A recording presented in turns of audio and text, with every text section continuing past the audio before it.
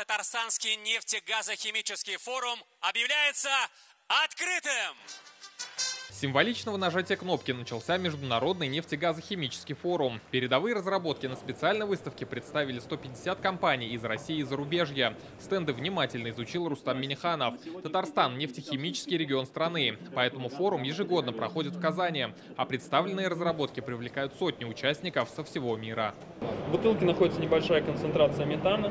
При прохождении через нее лазерного луча прибор детектирует утечку метана. Московские разработчики представили ноу-хау в нефтегазохимической отрасли. Этот небольшой прибор с помощью специального детектора определяет утечку метана. Принцип основан на поглощении метаном части лазерного излучения.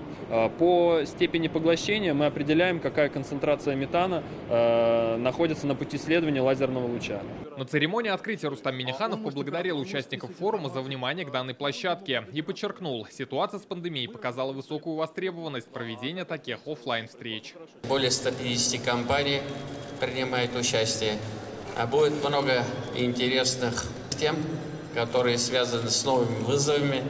И я считаю, что и сам форум, круглые столы, они будут полезны и интересны. Здесь обсуждаются актуальнейшие вопросы развития нефтегазовой, химических отраслей, цифровизации, импортозамещения. Я уверен, что и в этом году форум пройдет на высоком профессиональном уровне. На сегодняшний день Республика Казахстан тесно сотрудничает и с Республикой Татарстан.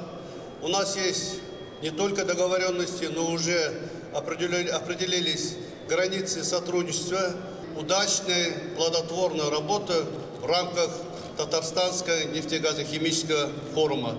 Главная тема пленарного заседания – перспективы развития энергетики, декарбонизации экономики, водородная энергетика. Как подчеркнул Рустам Минниханов, необходимость перехода на зеленую энергетику назрела давно. Эту задачу ставил президент Владимир Путин. Речь идет о снижении эмиссий парниковых газов, создании систем мониторинга выбросов и реализации климатических проектов. Республика Татарстан, как один из крупнейших российских центров в области добычи, переработки нефтяного сырья, уже прилагает все усилия, чтобы выполнить эти задачи. Организаторы уверены, представленные на конференции доклады и обмен мнениями помогут сформировать четкое понимание по дальнейшему пути развития. Искать решение разных проблем на стыке производства и потребления участники форума будут в течение 2 дней. За это время участников ждет насыщенная программа. Это бизнес-встречи, научные дискуссии и продуктивные переговоры. Рамиль Галиуллин, Вадим Илларионов, ТНВ, Казань. Закажи рекламу на ТНВ. Телефон в Казани 5 705 100.